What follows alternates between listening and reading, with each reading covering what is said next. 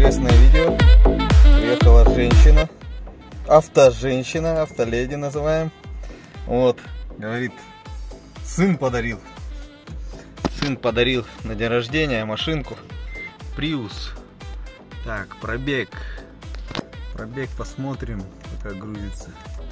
Так, хоп, 133 тысячи километров. Вообще ничего не должно быть априори. Ну, видимо, скручено маленечко. Ну ничего. О, видите, японская женщина говорит: что ты лезешь, говорит, говорит, сюда. Что тебе надо, русский? У нас санкция, говорит. Шучу, конечно. А посмотрим по программке. Вот. Что тут интересного? Ну, говорят то, что женщина говорит, ошибка вылезла. Ну, посмотрим. Далее. Я как бы старый, поэтому мышкой только люблю пользоваться. Вот. Ну, глянем, сейчас запустится. Ну, в принципе, пока запускается. Машина, говорите, слишком для вас сложная, да? Аксио надо было, премио надо было. А знаете, сколько сейчас премии стоит Valvematic? Знаете, что такое? Такая штучка там сбоку крепится. Вот. Она стоила раньше 35 тысяч. Сейчас не знаю. Вариатор сколько стоит. Вариаторы почти у всех умирают. Ну вот, смотрите. 7 в реальном времени. Гибрид Control. Ничего тут нигде. Если будет тут ошибка P080, ошибки нету. Кто-то скинул. Видимо, скидывали, да, уже? Так, дата-лист посмотрим. Чуть-чуть. У меня уже предустановки есть. Вот, 28 элементов. Посмотрим. Хоба. Так, по разбегу что у нас? Считаем. Так, где моя?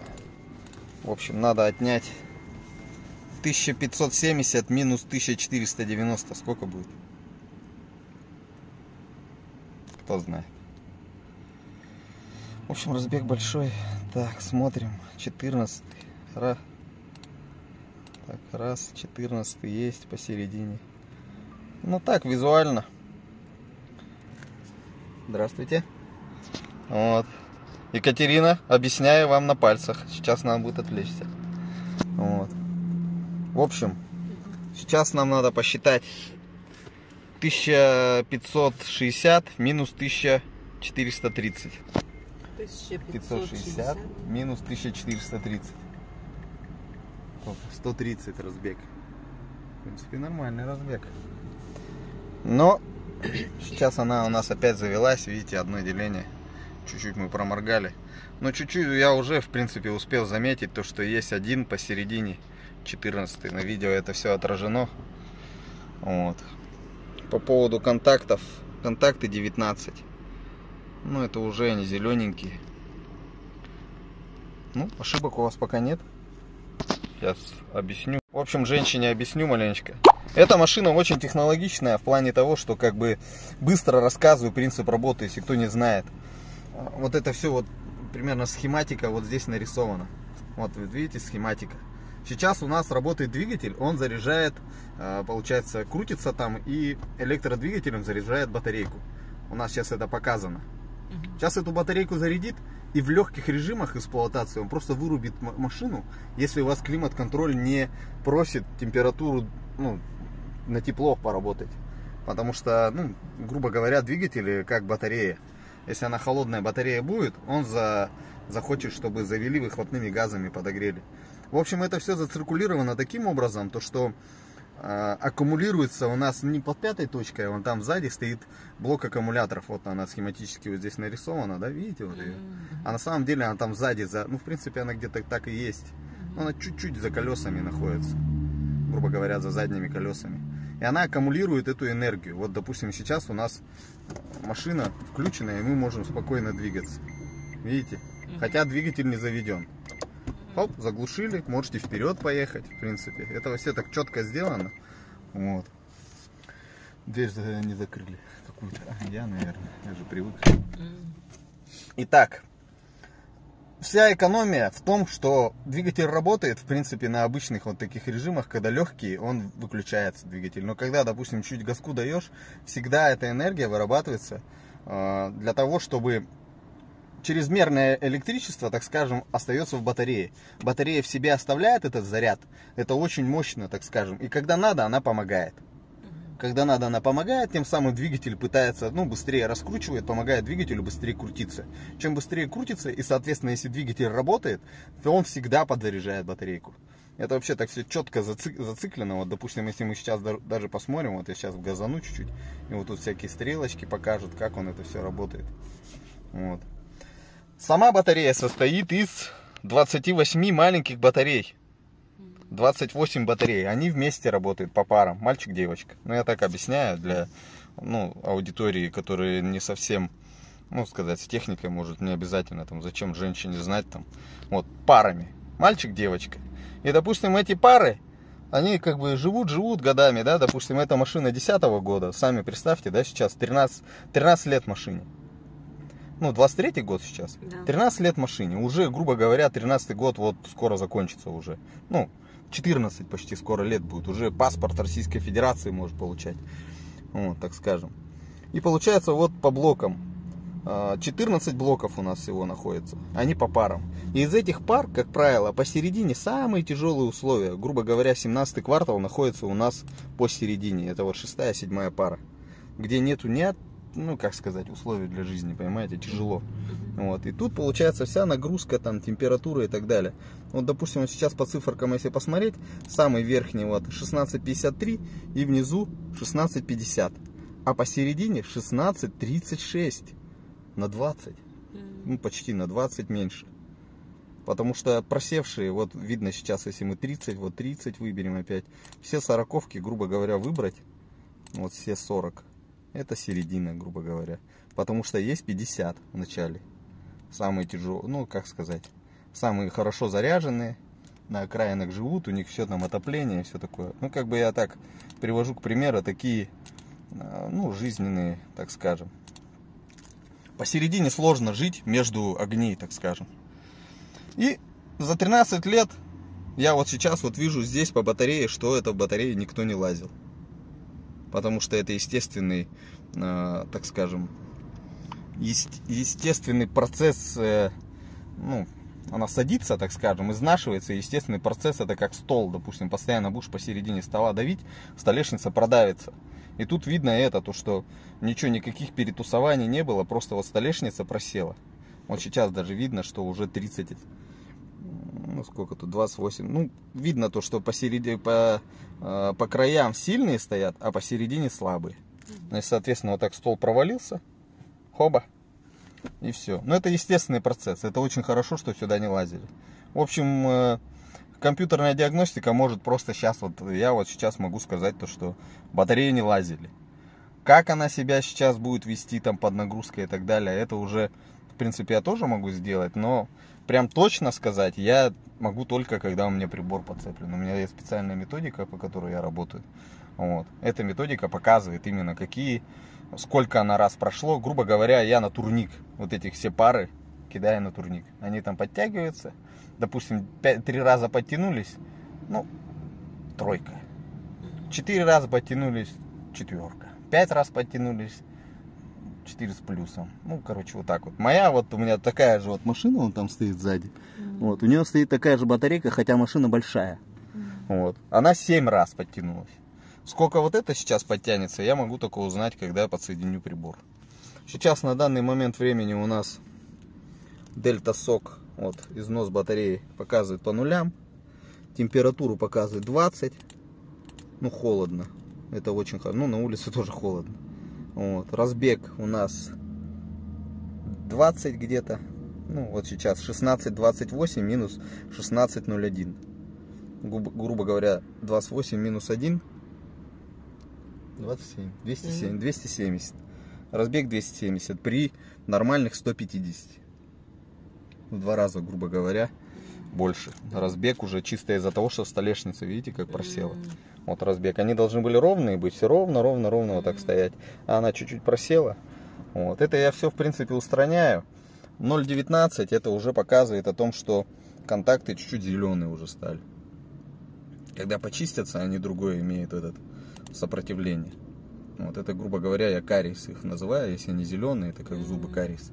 Налет там и так далее. Вот.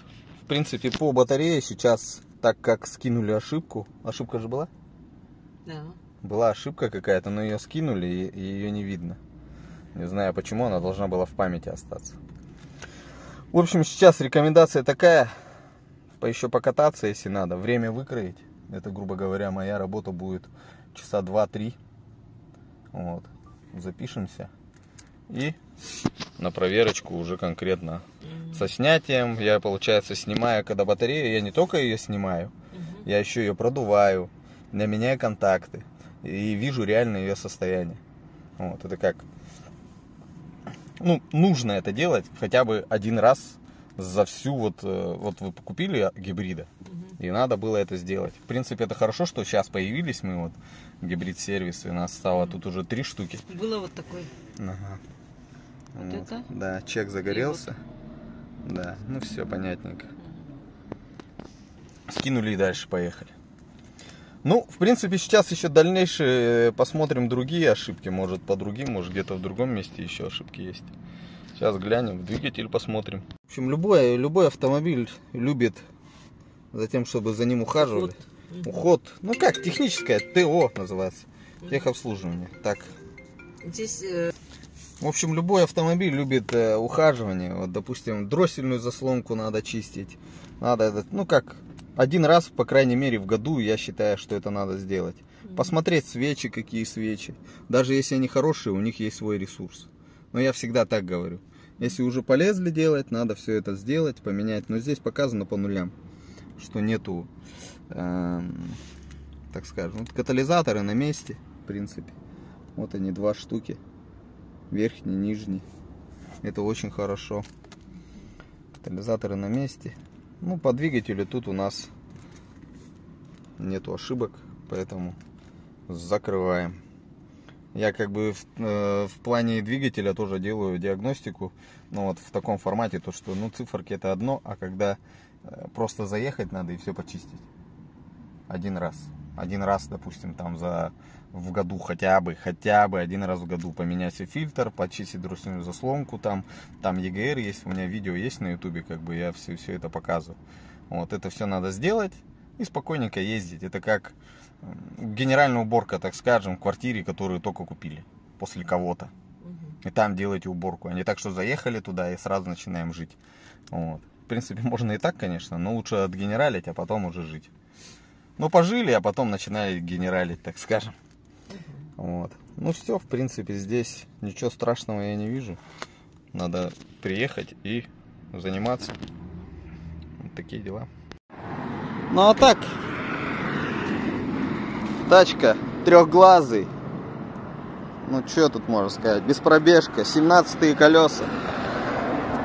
17-е колеса. В общем, женщине дали машину, сказали, катайтесь. Ничего не объяснили, где какие кнопки, да? Да.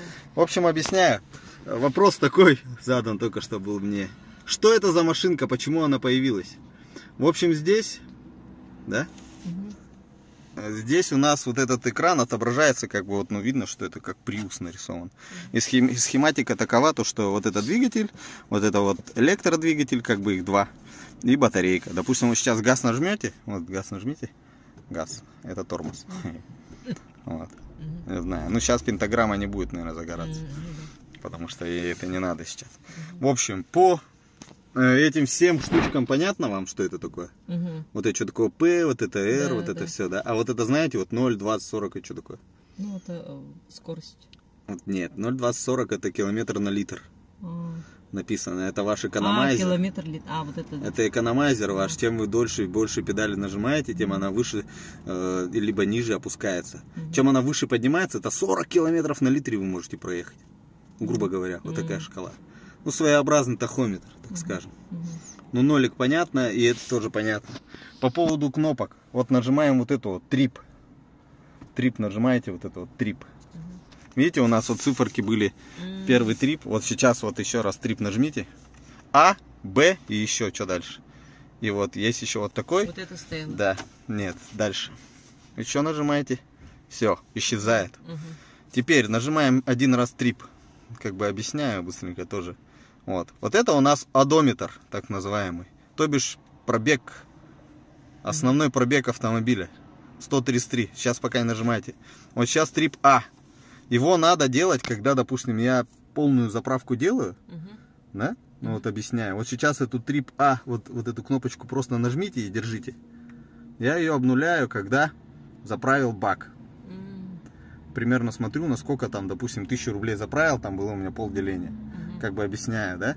Вот вы заправились, там у вас полделения стало. Обнулили и смотрите, через сколько у вас загорится лампочка. Примерно запоминаете трип А, сколько километров проедете. И тем самым вы можете определять, ну, здоровье, так скажем, машины. Насколько хватает. Насколько хватает. Допустим, сегодня в этом месяце там полбака там хватало там на столько-то, а через, допустим, какое-то время там меньше, да? Ну, примерно. Ну, в принципе, не обязательно эти цифры знать. Ну, я так делаю. Теперь второе. Опять нажимаете эту кнопочку. Вот, 3B. 3B я делаю всегда, когда масло поменял в двигателе. Масло поменял в двигателе, обнулил. Вот сейчас можно тоже его обнулить. Хоп, все. Масло поменяли, обнулили. Допустим, сколько-то ездите, а когда это масло последний раз меняло? Хоп, 3B вот это вот нашли, и у вас это написано. Так, теперь дальше. Хопа. Вот это вот показывает якобы на сколько километров хватит. На сколько километров хватит? На 408 километров показывает, хватит пути. Ну, он офигел, блин, на полбака 408 километров. Ну да ладно, это тоже такое. Но тут да? Она не обнуляется, нет, она не уйдет. Ну-ка, вы держите ее, может она уйдет.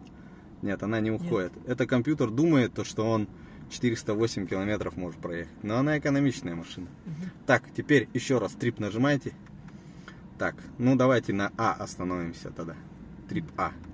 Все. Теперь вторая кнопочка у нас есть вот такая дисп, да? Дисплей, то бишь сокращенно. Дисплей. То бишь ваш экран. Хоп, один раз нажимаете, что будет? Вот это у нас своеобразный экономайзер, так скажем. Тут вот по-японски написано, я потом добавлю, короче, это типа, как эта вся система работает, типа, работа гибридной системы, типа. Вот. И вот написано, вот схематика такова, то что вот тут S-Charge, видите, это написано S-Charge, это зарядка.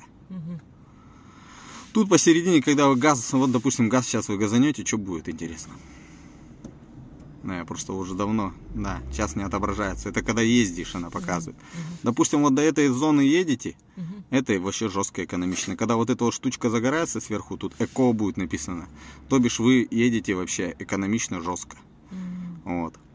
До вот этой, вот тут как бы наполовинку она вот так делится, до этого, когда газом вы играете, допустим, до этого, ну, в принципе, можно прокатиться, ну, ладно, не будем.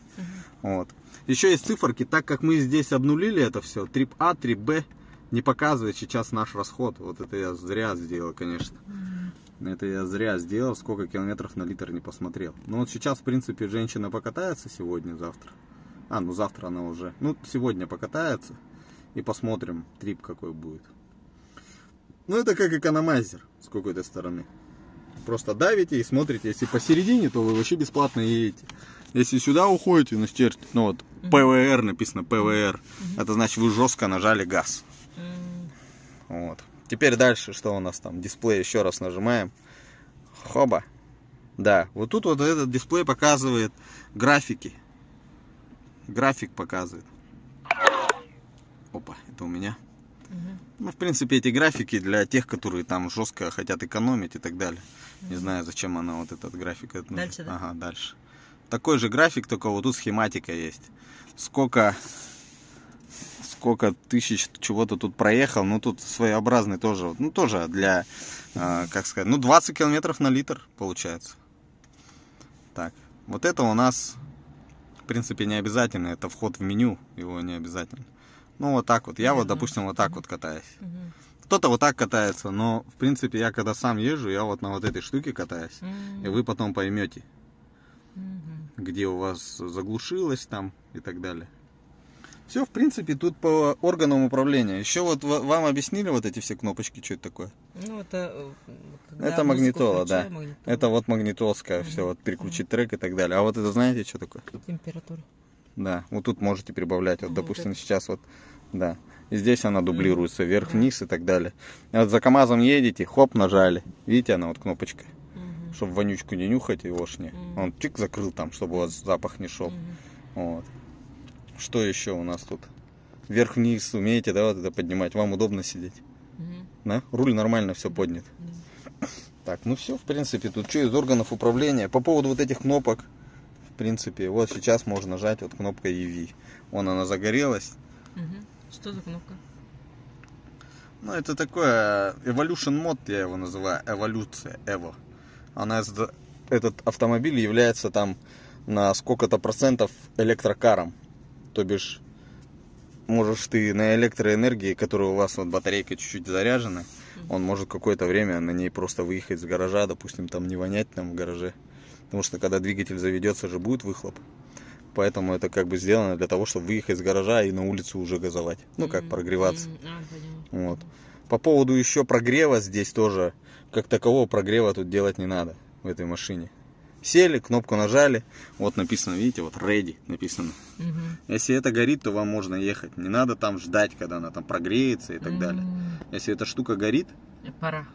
Да, я готов, мне пофиг там. Даже если там двигатель холодный, он сам там знает, в каких режимах там ему ехать и так далее. Ничего двигателю не будет. Так что просто как вы с работы вышли, кнопку нажали и можете ехать. Не надо там ждать ничего, вот как вот, допустим, вот этот крокодил стоит вот здесь вот, Краун, да, или вот Land Cruiser, его надо греть, конечно. Здесь такого нет, он сам прогреется, когда ему надо. Так, что еще? Ну все, в принципе, по управлению, по джойстику тоже, в принципе, понятно. Вот эта вот бэшка, это когда со склона едешь, типа как торможение двигателем своеобразное. Допустим, не справляешься, где-то склон высокий, я бэшку делаю для того, чтобы как бы двигателем тормозить. Ну, как раньше была механика, там, допустим. Вот. Это тоже, как включаешь, оно так начинает делать. Ну, как типа горного тормоза. Вот. Но я его как горный тормоз использую, у него там, в принципе, другое назначение. Вот. В книжке можете прочитать по эксплуатации. А так, все, в принципе, стандартно. Все остальное. Что тут еще? Из омываек, допустим, у вас есть омывайка фар. Фар может омывать. Знаете как? Не знаете? Ну, говорил, но не показывал. Говорил, но не показывал. Так, теперь. Он работает только тогда, когда фары включены. Вот сейчас фары включите. Хоп, еще. Нет, это авто. Она выключает. Вот, когда вот эти штуки загорелись, значит, этот. И вот, есть омыватель фар. Он у нас... Нет, это не то, это задний. Это задний. Знаете, да, как задний включить? Вот, вверх. Лоб. Вот это им побрызгать. Это им побрызгать, да, это вниз побрызгать им. Так, где было-то? Так, это у нас этот. Ну-ка, где у нас? Погодите-ка. Да, вон он брызгает. Сейчас можно выйти. Так, поделайте, я посмотрю. Или подождите-ка.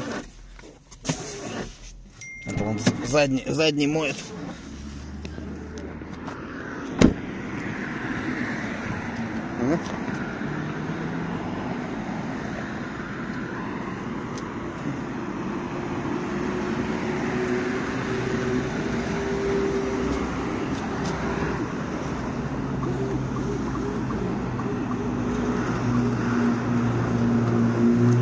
У нас просто закончилась вода.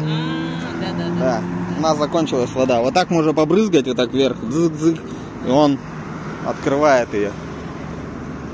Ну-ка, еще раз. Да, не работает. В общем, вода закончилась, надо водички подлить.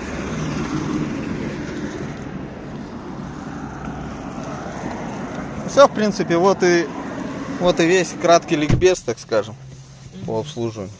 В принципе. Так, тогда вот завтра в 2 часа. Да, ориентировочно 2 часа. 2-3, вот так вот. Вот, как освободитесь. вот проблема с батарейками, и если, например, я вас не нашла бы или не было бы такого центра, эта машина без батареек ездила бы, да? Ну, она может ездить на ошибках довольно-таки продолжительное время. Просто скидываете ошибку и ездите. Но сейчас такого нету, поэтому не надо об этом даже думать.